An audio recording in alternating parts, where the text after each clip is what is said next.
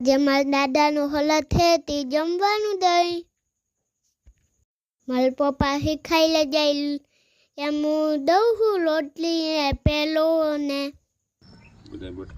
રોટલી ને પેલો ને ગાંઠિયા ને દઉં છું.